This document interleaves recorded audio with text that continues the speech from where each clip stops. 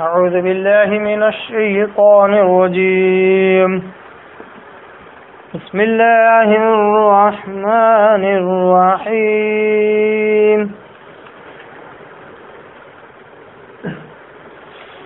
إذ قلتم يا موسى لن نصبر على طعام واحد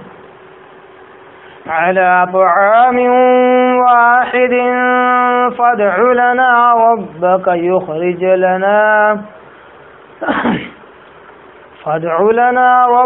يخرج لنا مما تنبت الأرض من بقلها وقثائها وفومها وعدسها وبصلها اهبطوا مصرا فإن لكم ما سألتم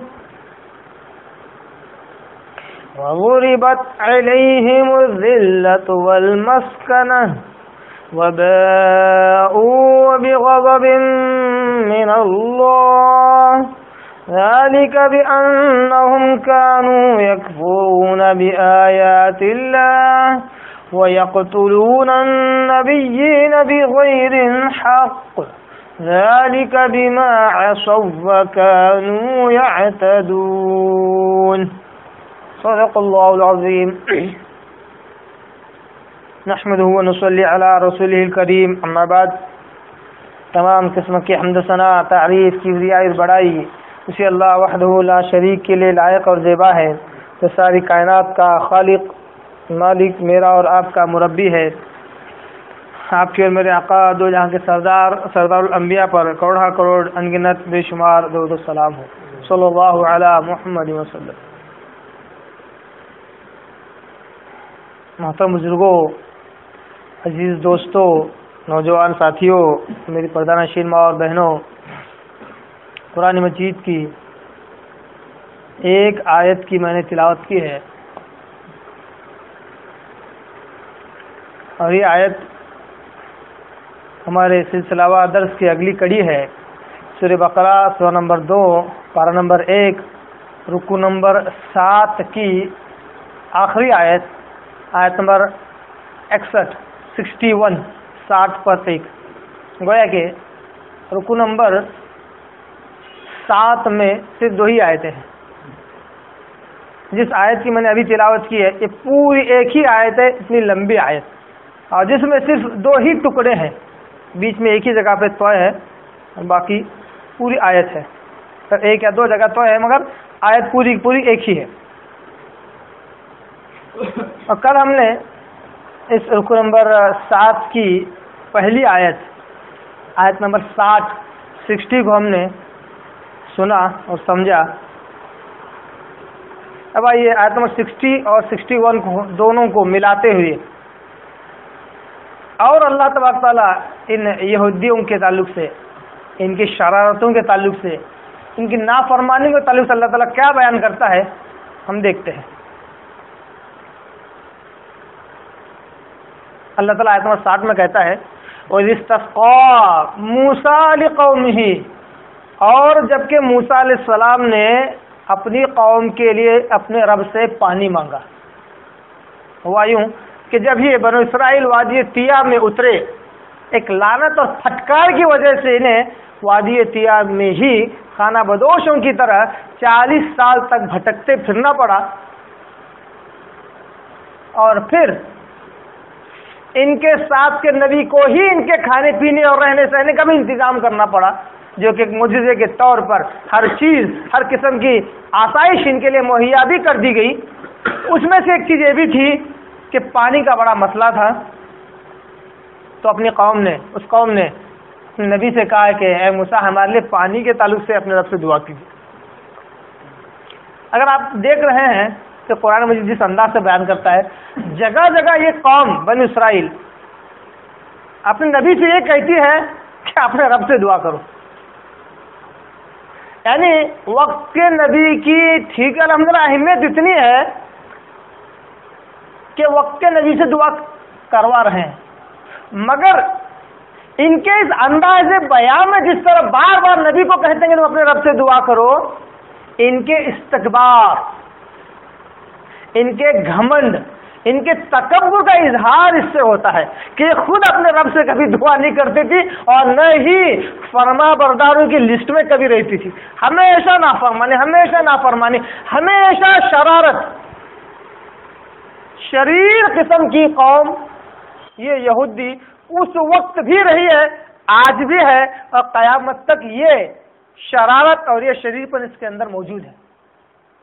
وہ قوم جو اپنے رب کو نہ پہچانے اور اس کی کوئی ویلو نہ دے، اس کو کوئی وقت نہ دے، اور وقت کے نبی کی براہ راست خلاف ورزی کرے، اور وقت پڑنے پر یہی بنی اسرائیل ہے جو انبیاء کی بھی گردنیں اڑا دیا کرتی، بات کے اونچ نیچ ہونے پر نبیوں کو بھی اس قوم نے قتل کیا ہے بنی اسرائیل نے۔ تو یہ اپنے رب سے کب دعا کرتی؟ کہتی تھی کہ تم اپنے رب سے دعا کرو، ایسے الفاظ آئے تم اپنے رب سے دعا کرو۔ تو موسیٰ علیہ السلام نے، بہرحال ان کے ہی نبی تھے، کہتے تھے میری قوم۔ ایک اور بڑا پیارا نقطہ سمجھتے ہوئے چلیے، قرآن مجید کو جو لوگ پڑھتے ہیں انہیں معلوم ہے کہ ہر نبی نے جب بھی اپنی قوم کو دعوت دی ہے یہ کہہ کر دعوت دی ہے یا قومی، قابل غور نقطہ ہے، کیا کہا ہے؟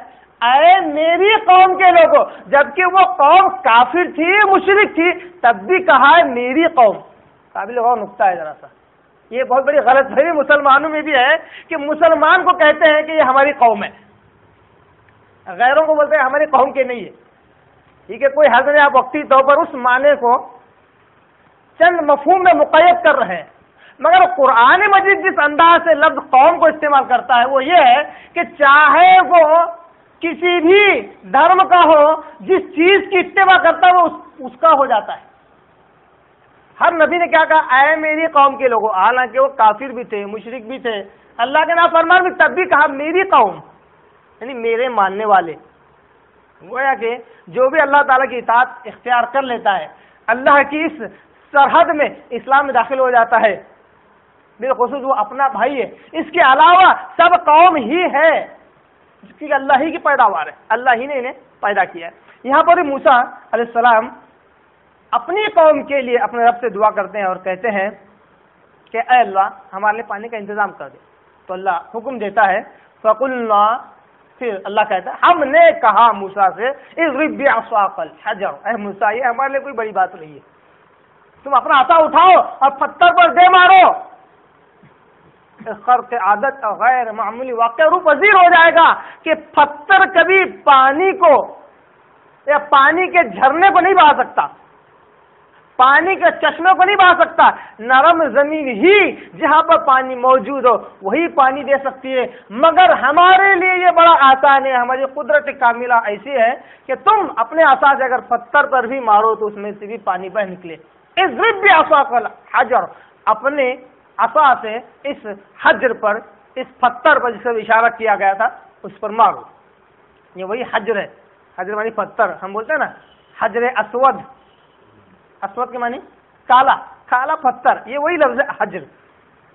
تو موسیٰ علیہ السلام نے اس پتھر پر لاٹھی ماری اور اس پتھر سے چار رخ سے تین قسم کے تین چشمے، یعنی 3 چوک 12 چشمے اس پتھر سے پھوٹ نکلے، کیونکہ بنو اسرائیل کے بھی 12 ہی قبیلے تھے اور آپس میں اختلاف بھی تھا، ایک دوسرے کبھی ایڈجسٹ نہیں کرتے تھے، اس لیے اللہ نے پہلے سے ان کے اختلاف کو ختم کرنے کے لیے 12 چشمے ہی بہا دیے تاکہ ان 12 چشمے سے مستفید ہو۔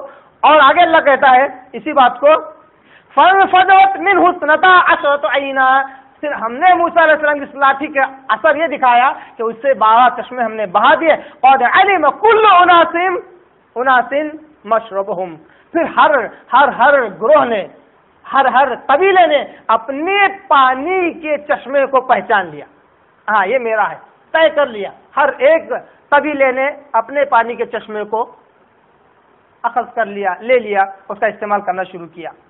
اللہ کہتا ہے کلوا واشربوا من رزق اللہ، اے بنو اسرائیل کھاؤ اور پیو جو کچھ اللہ نے تمہیں دیا ہے، ولا تعثوا فی الارض مفسدین، اور زمین میں فساد برپا کرتے ہوئے مت پھرو، زمین میں مت پھرو فساد پھیلاتے ہوئے۔ جو بات تمہیں معلوم ہے وہی بات کہو، جو بات نہیں معلوم ہے خاموشی اختیار کرو، اور جس بات میں تھوڑا علم ہے وہاں پر بالخصوص اور خاموشی اختیار کرو، ورنہ کم علمی جہالت کے اظہار کا سبب بنتی ہے۔ اور جب انسان کم علمی کی وجہ سے زیادہ بولتا ہے تو افواہیں اڑنا شروع ہو جاتی ہے، افواہوں سے معاشرے میں بھی بگاڑ پیدا ہو جاتا ہے، فتنے کا باعث بنتا ہے۔ یہ کب ہوتا ہے؟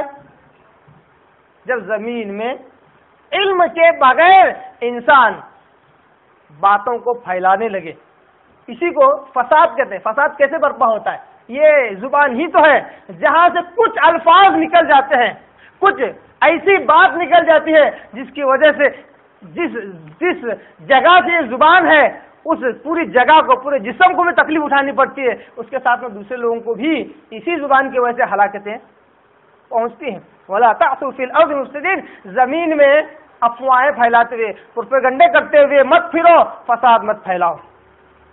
آیت نمبر 60، اس میں اللہ نے اپنا احسان بتلایا کہ ہم نے تم پر پتھر میں سے پانی کو نکال کر احسان کیا، یاد ہے کہ تمہیں وہ احسان؟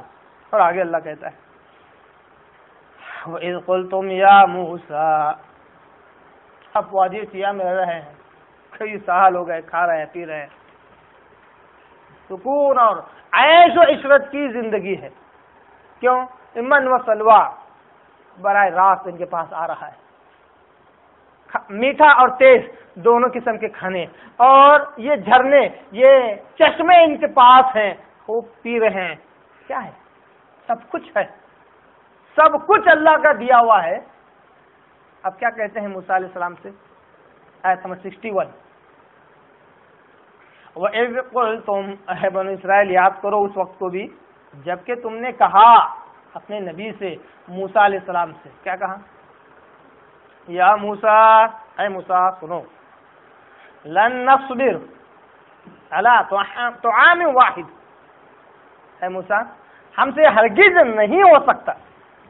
دیکھیے کیسی شریر اور سرکش قوم ہے یہ، رذیل اس کو اردو میں کہتے ہیں، رذیل یعنی حد سے زیادہ ذلت جو اٹھاتی ہے نا قوم، اس کو بولتے ہیں رذیل، ذلیل سے ابتر لفظ ہے اردو میں، رذیل قسم کی، ذلت کے اندر ابتر۔ یہ ایسی قوم ہے جب بھی اپنے نبی سے کہتی ہے تو لن کا لفظ استعمال کرتی ہے۔ اس سے پہلے میں نے لن کے بارے میں بتلایا تھا، عربی زبان لن ہرگز نہیں کے معنی دیتا ہے۔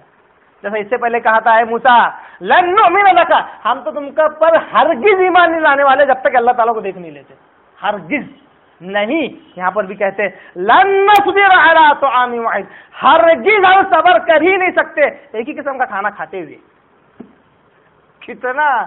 کتنی بری بات، کتنی رذالت ہے یہ ان کی اخلاق کی، ان کے معیار کی، کہ ان کے سٹینڈرڈ گرتے گرتے اتنے گر گئے کہ وہ خوش و خرم زندگی جو چل رہی تھی بغیر محنت و مشقت کے، ان کے کھانے بھی انہیں مل رہے تھے، پینے بھی انہیں مل رہے تھے، اوپر سے بادلوں کے ذریعے سے ان پر سایہ بھی کیا جا رہا ہے۔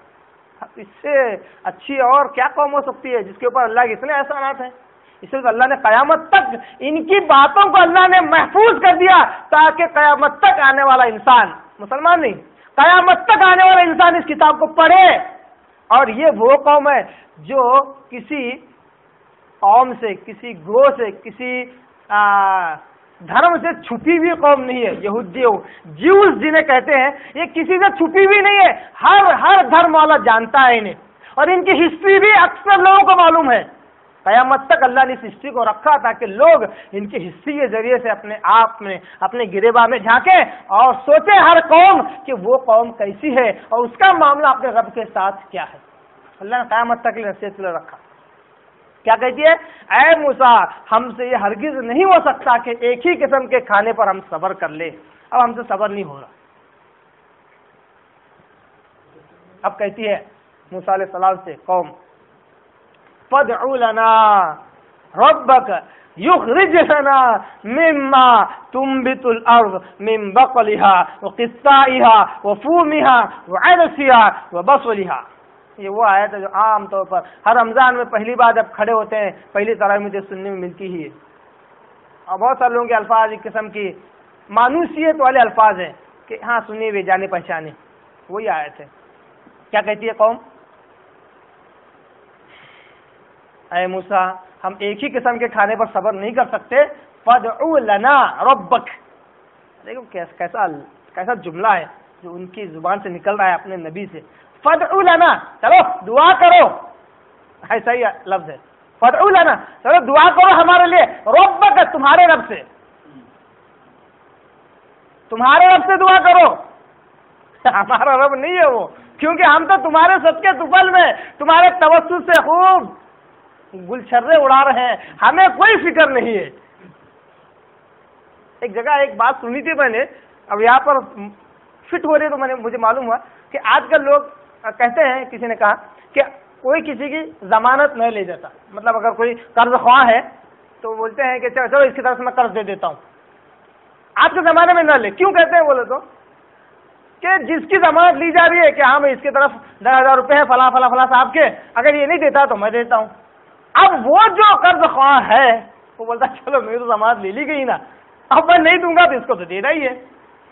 ایسے حالات ابھی چل رہے ہیں، تو یہ ایسی ہی قوم تھی، یعنی کہ یہ یہودیوں کی صفات یہ امت مسلمہ میں بھی آتی جاتی ہے، آ رہی ہے، اور نبی صلی اللہ علیہ وسلم نے آج سے 14.5 سال پہلے یہ بات کہی تھی کہ میری امت بھی 73 فرقوں میں بڑھ جائے گی، اور یہودیوں کے، اس میں لفظ بنو اسرائیل ہے حدیث میں، بنو اسرائیل کے نقش قدم پر چلے گی، شبرن بشبرن، بالشت ببالشت، یعنی اگر وہ ایک لمبا قدم رکھے تو یہ لمبا قدم رکھے، ایک بالش چلے تو ایک بالش چلے، ان کی پوری 100% نقالی کرے گی۔ اور اگر وہ کسی گوہ کے بل میں، چوہے کا بل، چھچندر کا بل جو بہت چھوٹا ہوتا ہے، اگر وہ کسی گوہ کے بل میں داخل ہو جائیں تو یہ میری قوم بھی ان کے پیچھے داخل ہو جائے گی، یہ نہیں سوچے گی کہ اس میں جانا محال ہے، اتنی تابع داری کرے گی۔ امت مسلمہ، امت محمدیہ کے اندر بھی صفات آتی جا رہی ہے کہ ان کا کوئی ذمہ داری لے لے تو بولتے چلو اب اپن دو یا نہ دو، فلاں تو دینے ہی والے ہیں۔ تو کیا کہتی ہے، اے موسیٰ اپنے رب سے دعا کرو ہمارے لیے۔ کس بات پر دعا کرو؟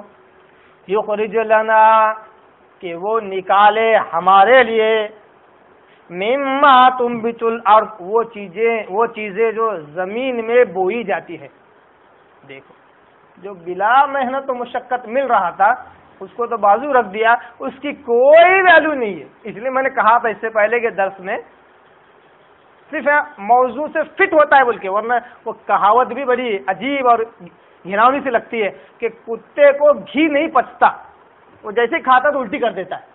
تو ویسے انہیں من سلوا آسمان سے نازل کر کے کھلانے کے بعد، بادلوں سے سایہ کرنے کے بعد، پتھروں سے چشمے نکال کر انہیں سیراب کرنے کے بعد کہتی ہے ان کی کوئی ویلیو نہیں ہے، ہمارے لیے ایسی دعا کرو کہ زمین سے بونے والی چیزیں ہمارے لیے نکلیں جس کے اندر ہم محنت کر سکیں۔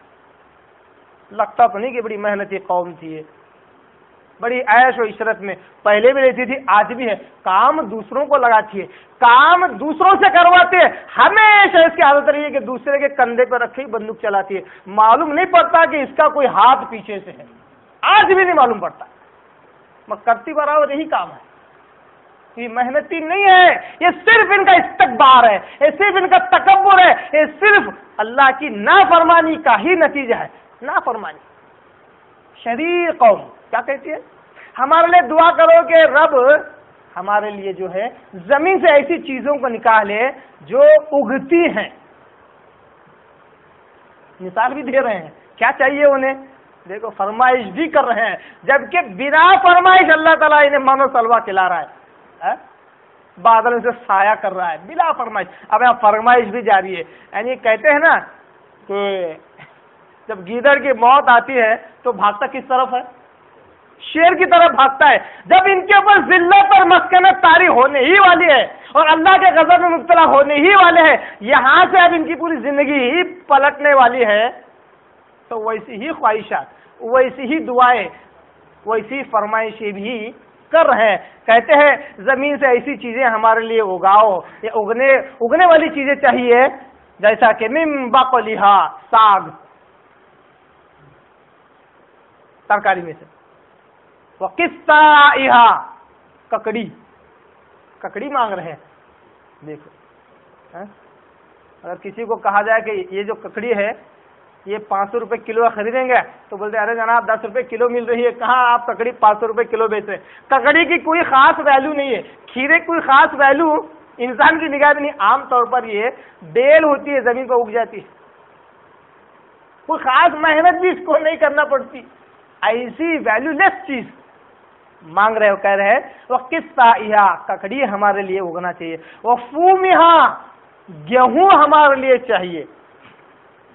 یہ جو الفاظ ہیں عربی کے, یہ مشہور معنی جو دینے والے ہیں وہی معنی میں آپ کے آگے بیان کر رہا ہوں, اور نہ کوئی دوسرے معنی بھی دوسرے مفسرین اور علماء نے اس کے بیان کیے ہیں. جیسے فومیا کے تعلق سے یہ کہتے ہیں کہ کوئی بھی چیز جس کو پیس کر کے استعمال کی جائے وہ فومی میں آتا ہے. مگر گیہوں عام طور پر حضرت عبداللہ ابن عباس رضی اللہ تعالیٰ عنہ وغیرہ فومیہ سے مراد گیہوں مراد لیا ہے, اور عام طور پر عرب میں فومن گیہوں کے لیے استعمال ہوا ہے, اور جتنے بھی شعراء ہو گزرے ہیں فومن لفظ جو ہے گیہوں کے لیے استعمال کیا ہے, اس لیے میں فومن کا ترجمہ گیہوں کر رہا ہوں. اور عام طور پر اس کا معنی یہ بیان کرتے ہیں کہ وہ چیز زمین سے اگے مگر یہ روٹی پکانے کے لیے کام آتا ہو, اس میں جوار باجرہ وغیرہ بھی ہو سکتا ہے. فومیہ سے مراد گیہوں. وعدسھا, مسور کی دال. وبصلھا, اور پیاز. بعض لوگوں نے اس میں لہسن کا بھی ذکر کیا ہے. بصلھا سے لہسن یا پیاز کوئی بھی ہو سکتا ہے, عام طور پر مطلب مشہور معنی پیاز ہے. وہ بصلھا, اور زمین سے ہمارے لیے پیاز بھی اگائے. ایسی چیزیں اپنے رب سے دعا کرو. تو ہے یہاں پر بات پوری ہو گئی. بنو اسرائیل جو کہنا چاہتی تھی کہہ دی. اب ہونا کیا چاہیے؟ اس سے پہلے کی یہ روایت ہے کہ بنو اسرائیل نے اپنے نبی سے کہا, نبی نے دعا کی ہے نا, نبی نے دعا کی. یہاں پر بھی وہ قوم کہہ رہے فادع لنا ربک, ہے موسیٰ اپنے رب سے دعا کرو ہمارے لیے کہ ہم ایک ہی کھانے سے ہمارے میں صبر نہیں ہو سکتا, ہمارے ایسی چیزیں چاہیے جو زمین سے اگتی ہوں, جیسے کہ ساگ, ککڑی, گیہوں, پیاز, لہسن وغیرہ وغیرہ وغیرہ, مسور وغیرہ. کیا کرنا چاہیے تھا موسیٰ علیہ السلام؟ ان کی فرمائش پر دعا کرنا چاہیے تھا, ہے نا. کیا پیارا قرآن ہے, دیکھیے کیا پیارا قرآن, کیا انداز ہے اس کا. یہاں پہ موسیٰ علیہ السلام کی دعا کا ذکر ہی نہیں ہے. جہاں کہیں بھی اس کا تذکرہ آیا ہے, جہاں تک میرا علم ہے, موسیٰ علیہ السلام کی دعا کا ذکر نہیں ہے. موسیٰ علیہ السلام دعا نہیں کرے. موسیٰ علیہ السلام نے دعا, قرآن کا یہ وہ انداز ہے کہ قرآن مجید کے نازل ہونے سے پہلے, غور کیجئے, بڑا ہی قابل غور نقطہ ہے, دل کو چھونے والا. قرآن مجید کے نازل ہونے سے پہلے عرب کے لوگ اپنے آپ کو کہتے تھے ہم عرب ہیں, اور یہ سب اجمی ہے. کیا ہے؟ اجمی ہے. اور اجمی کے معنی ہم لوگوں کیا کہتے ہیں, وہ اجمی. اور اجمی کے معنی گونگے, جو ڈھنگ سے بات نہیں کر سکتے, جنہیں بات کرنا نہیں آتا, ان کو کہتے تھے اجمی ہیں. اور عرب کہتے ہیں فصاحت و بلاغت میں ماہر جو بات کرنے والا ہے, ابو الکلام جسے بول سکتے ہیں, کلام کا جو باپ ہوتا ہے, وہ اپنے آپ کو کہتے ہیں ہم عرب ہیں. اللہ اکبر, قربان جائیے اللہ تعالیٰ کی ذات پر, ان آیتوں پر کہ قرآن مجید جب نازل ہوا تو وہ عرب جو اپنے آپ کو سب سے زیادہ عرب کہتے تھے, قرآن کے نازل ہوتی سب کے سب گونگے ہو گئے, اور کہا کہ اس کے آگے ہماری بساط نہیں ہے کہ ہم اس کے جیسا کلام لکھ سکے, اس کے جیسا کلام بول سکے, اس کے جیسے اشعار بنا سکے. ہم گونگے ہو گئے. سب نے اپنے ہتھیار ڈال دیا, ایسا کلام ہم نہیں لکھ سکتے. وہ کلام جو عربوں کو اجمی بنا دیتا ہو, اس کلام سے آج امت محمدیہ بہت دور ہے, بہت دور ہے. اس کے معنی مطالب سے کوئی مطلب نہیں ہے. وہ کلام جو عربوں کو اجمی کر دے, گونگا کر دے. انداز دیکھیے, موسیٰ علیہ السلام نے ان کے لیے دعا نہیں کی. کیا کہا؟ قال موسیٰ علیہ السلام نے کہا تستبدلون، ارے کیا تم چاہتے ہو، لفظ بنا ہوا ہے بدل سے، بدلنا، کیا تم بدلنا چاہتے ہو، الذی هو ادنا، ایسی چیز جو بہتر ہے، سوری الذی هو ادنا، وہ چیز جو کمتر ہے، وہ چیز جو کمتر ہے، ایسی چیز کو بدلنا چاہتے ہو، بالذی هو خیر، وہ چیز جو بہتر ہے۔ ایک ابتر چیز کے بدلے بہتر چیز، یا بہتر چیز کے بدلے ابتر چیز تم کرنا چاہتے ہو، مطلب یہ اس میں انٹراپولیشن اور چینجز کرنا چاہتے ہو کیا؟ تمہارے پاس تو بہت بہتر چیز ہے اور بہتر چیز کو چھوڑ کر تم ابتر چیز، ویلیو لیس چیز چاہتے ہو؟ موسیٰ علیہ السلام نے ان سے سوال کیا۔ یہاں پر رک کر ایک نقطہ یہ بھی سمجھتے چلیں کہ موسیٰ علیہ السلام نے کہا کہ اے میرے قوم، جس چیز کی تم فرمائش کر رہے ہو اس کے لیے مجھے دعا کرنے کی ضرورت نہیں ہے۔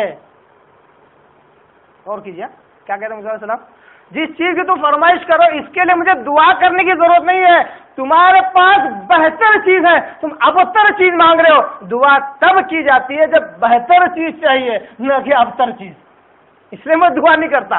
دعا کی ہی ویلو ختم ہو جائے گی کہ بندہ مانگ رہا ہے ایسی چیز جس کی ویلو ہی نہیں ہے۔